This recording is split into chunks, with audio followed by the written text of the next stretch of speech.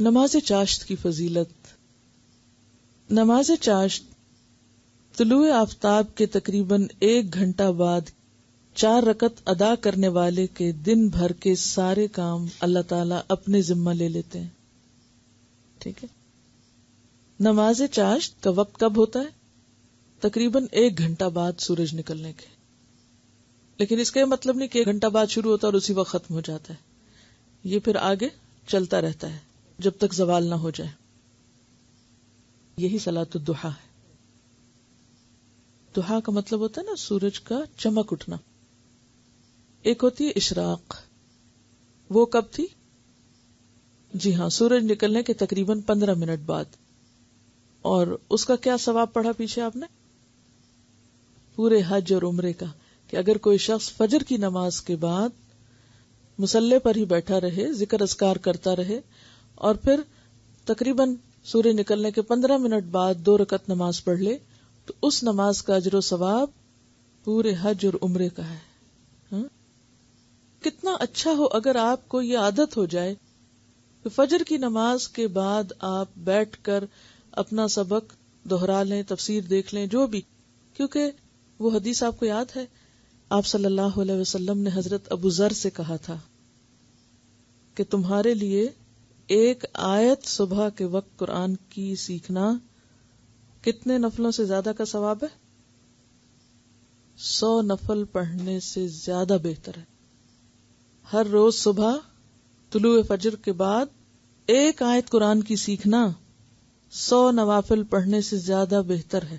اچھا، بعض لوگ اس کا معنی پتہ کیا لیتے ہیں؟ وہ کہتے ہیں نفل چھوڑ دو. اب ہم یہ جو پڑھ رہے ہیں تو نفل پڑھنے کی کیا ضرورت ہے؟ کیونکہ سے بہتر کا مطلب کیا لیتے ہیں کہ یہ شاید نہیں کرنے کا کام. اب یہ نہیں ہے اس کا مطلب. کیا مطلب ہے؟ وہ سمجھانا یہ مقصود ہے کہ 100 نفل پڑھنے میں انسان کو اچھی خاصی مشقت لگتی ہے. اچھا، بالکل اسی طرح کہ اگر یہ کہا جائے کہ جو شخص صبح فجر کی نماز کے بعد مصلی پہ بیٹھ کے نوافل پڑھ کے اٹھے، اس کے لیے حج اور عمرے کا ثواب ہے، تو وہ کیا چھوڑ دے؟ حج اور عمرہ چھوڑ دے. کہ مجھے تو ہر روز گھر میں ہی حج عمرے کا ثواب مل جاتا ہے، مجھے وہاں جانے کی کیا ضرورت ہے؟ تو کیا اس حدیث کا یہی مطلب ہے؟ نہیں. اس حدیث کا مطلب یہ ہے کہ اس عبادت کو اللہ تعالیٰ نے اتنی ویلیو دی ہے. اسی طرح قرآن کی تعلیم حاصل کرنے کا عمل اتنا ویلیوبل ہے کہ 1 آیت سیکھنا 100 نوافل سے بڑھ کے ہے. لیکن نوافل اپنی جگہ ہیں، ٹھیک ہے، جتنی توفیق ہو جائے.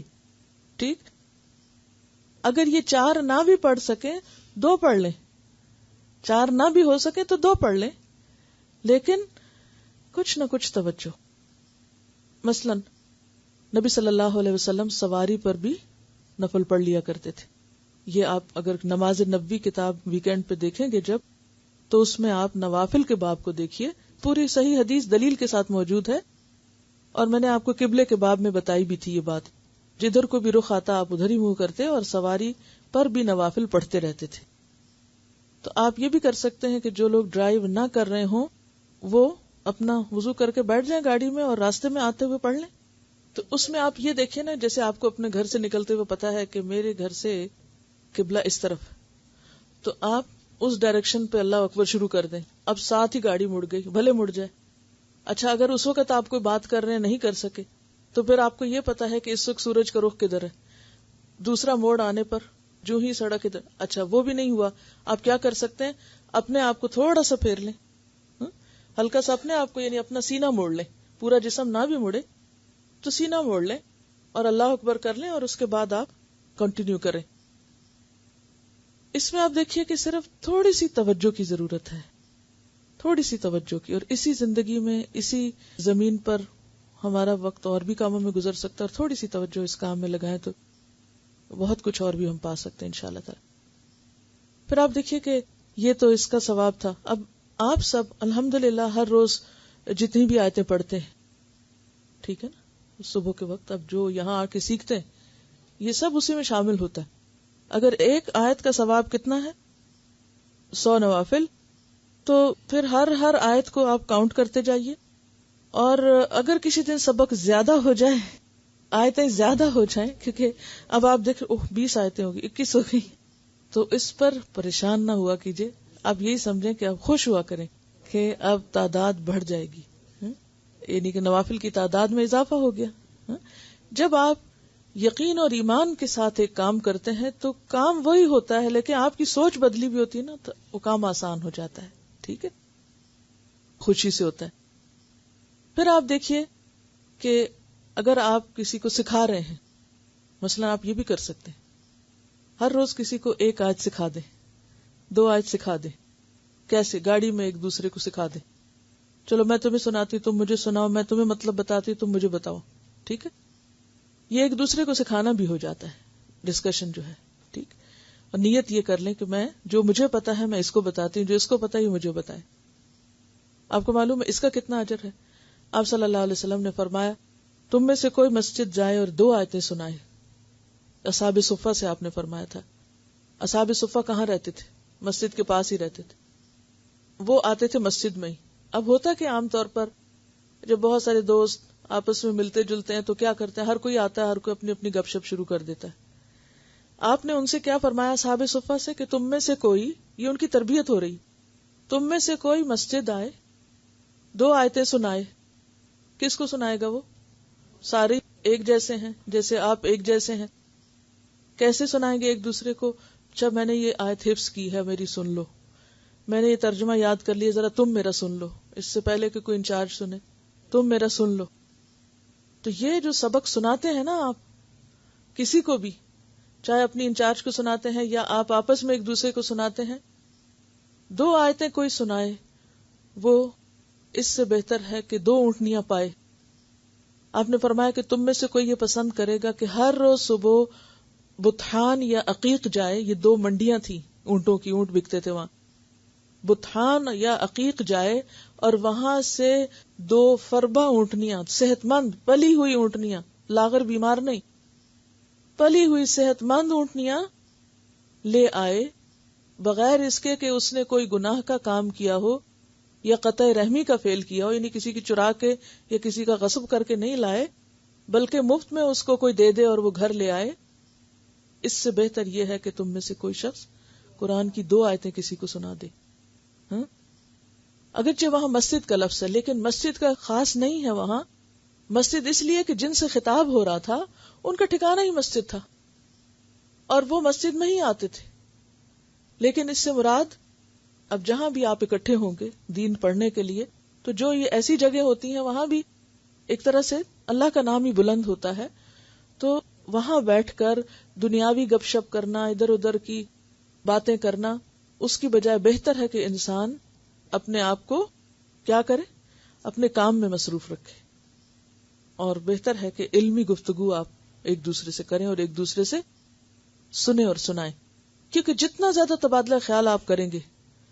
اچھا، اسی طرح جو لوگ گھروں میں ہیں، مثلا پالٹاک پہ سن رہے ہیں، گھروں میں ہیں یا وہ نہیں جا سکتے کسی مرکز، کسی سینٹر، کسی جگہ خواتین اکٹھی نہیں ہو سکتی اپنی مجبوری کی وجہ سے، تو وہ ٹیلی فون پر بھی ایک دوسرے کو سنا سکتے ہیں. آپس میں چھوٹے چھوٹے گروپس بنا لے. سننے والا کیا کرے، وہ ترجمہ سامنے رکھ لے تاکہ غلطی نہ ہو، دوسرے سے سنے. اب وہ کیا کرے، اگر غلطی کرے تو اس کو ساتھ ساتھ بتائے کہ دیکھو یہ ایسا نہیں ایسا. پھر آپ دیکھیے کہ چلے وہ بھی آپ کے پاس ٹیلی فون کی سہولت نہیں ہے، بل بہت آتا ہے، تو پھر ہسبینڈ ناراض ہوتے ہیں. اب کیا ہے، اب آپ یہ بھی کر سکتے ہیں کہ اپنے گھر میں کسی کو پکڑ لیں، کسی بچے کو پکڑ لیں، اپنے شوہر کو کہیں کہ وہ آپ کا سبق سن لیں. تو وہ آپ سے پڑھیں گے تو نہیں لیکن آپ کا سبق ضرور سن لیں گے. تو آپ ان کو سپارہ پکڑا دیں اور اپنا سبق سنا دیں. قرآن کا سنانا جو ہے، کیونکہ اس وقت تک علم پختہ نہیں ہوتا جب تک کہ آپ لینے کے بعد دینا. آپ پڑھیں گے بما کنتم تعلمون الکتاب و بما کنتم تدرسون. ربانی بننے کے لیے جو طریقہ ہے وہ کیا ہے؟ پڑھنا اور پڑھانا، سننا اور سنانا، سیکھنا اور سکھانا. یہ 2 طرفہ عمل ہے، 2 طرفہ. ٹھیک ہے نا؟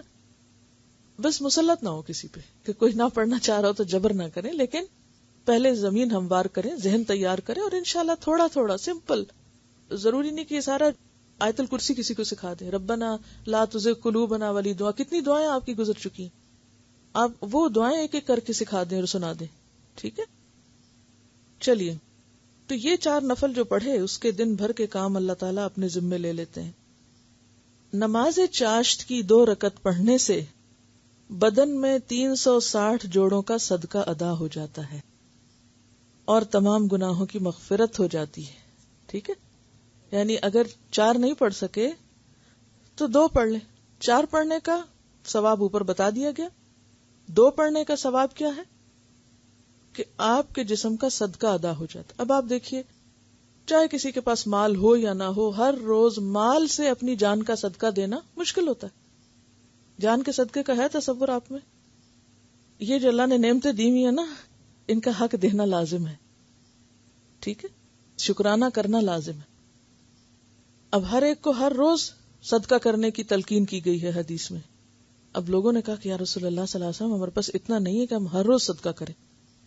تو آپ نے ان کو مختلف طریقے بتائے، نیکیوں کے مختلف کام بتائے. تم یہ کر لو، یہ تمہارے لیے صدقہ ہے، یہ کر لو، یہ کر لو، یہ نہ پاؤ وہ کر لو. لوگ کہتے پھر اگر ہم سے یہ بھی نہ ہو سکے، یہ بھی نہ ہو سکے. تو اس میں آپ دیکھیے کہ اگر مال نہیں ہے 2 رکعتیں پڑھ لیں، اللہ تعالیٰ آپ کا بدن محفوظ رکھے گا انشاءاللہ. یہ جو جسم کی چھوٹی چھوٹی بیماریاں ہوتی ہیں یا اور تکلیفیں ہوتی ہیں، تو ان کے لیے مجرب کیا ہے، یعنی کہ مفید چیز کیا ہے؟ نوافل. کچھ روز پہلے مجھ سے کسی نے کہا کہ ان کی کمر میں وہ جو چوک پڑ جاتی، کہتے میری کمر میں چوک پڑ گئی. اگلے دن میں نے فون پہ حال پوچھا بھی کیا حال ہے، کہنے لگی کہ میری کبھی بھی کمر میں چوک پڑے تو میں 8 رکعت نفل پڑھتی ہوں اور اس کے بعد میں ٹھیک ہو جاتی ہوں. تو میں نے اپنے اسی طریقے کو اختیار کیا کہ اس کے بعد بیٹھ نہیں گئی بلکہ میں نے 8 نفل پڑھ لیے اور الحمدللہ بس فائن. تو اب آپ دیکھیے کہ نوافل کیا ہے؟ بدن کا صدقہ. اللہ نے یہ جو جسم صحیح سلامت ہمیں دیا ہے تو کیا کریں؟ شکر ادا کریں، اس کا صدقہ نکالیں. تو ایک تو فرض نماز ہے نا، وہ تو ہے، لیکن نوافل کے ذریعے اس کا صدقہ ادا کرنا ہے. ان کا سوال یہ کہ اپنے ذمے لینے سے کیا مراد ہے؟ اس سے مراد ہے کاموں میں سہولت، یعنی اللہ تعالیٰ کام بنا دے گا تمہارے، پھر یعنی اللہ کے ذمے کہ بس بے فکر ہو جاؤ، ہو جائیں گے کام. صحیح مسلم کی روایت میں ہے، طلوع آفتاب کے تقریباً 2.5 گھنٹے بعد جو نفل ادا کیے جاتے ہیں انہیں نماز اوابین کہتے ہیں. ٹھیک ہے، بالکل قریب میں پڑھیں تو اشراق بول دیتے ہیں، ذرا گھنٹے بعد پڑھیں تو چاشت بولتے ہیں، دوحا جس کو بولتے ہیں، اور 2.5 گھنٹے بعد پڑھیں تو اوابین. اب یہ جو زیادہ نوافل ہیں اس میں تھوڑی سی یہ بات یاد رکھیے کہ نبی صلی اللہ علیہ وسلم نے یہ نوافل جو 8 شاید پڑھے تھے، یہ صرف فتح مکہ کے موقع پہ پڑھے تھے اور وہ مکہ فتح ہونے کے شکرانے کے طور پہ پڑھے تھے. ٹھیک ہے، کوئی بھی پڑھ لیں جو جیسے چوائس ہے. نوافل تو ہیں ہی، دل کی خوشی سے جو بھی چاہیں پڑھ لیں. یہ ہیں سارے نوافل ہی، ان سب کو کیا کہیں گے؟ نوافل. نیت کیا؟ نفل کی نیت ہوگی، لیکن اس کا صرف نام کس لیے ہوتا ہے؟ کسی بھی چیز کا پہچان کے لیے، بس اتنی سی بات ہے. الگ پڑھیں تو الگ پڑھ لیں، ساری پڑھ لیں، نہیں تو آپ ایک پڑھ لیں. اصل میں آپ دیکھیے کہ نوافل میں یہ ورائٹی ہے، جس کو جو سوٹ کرتا ہے، جس کے پاس جتنا وقت ہے، لیکن اصل میں تو شوق دلایا گیا ہے کہ کچھ نہ کچھ تو کر لو. اوکے.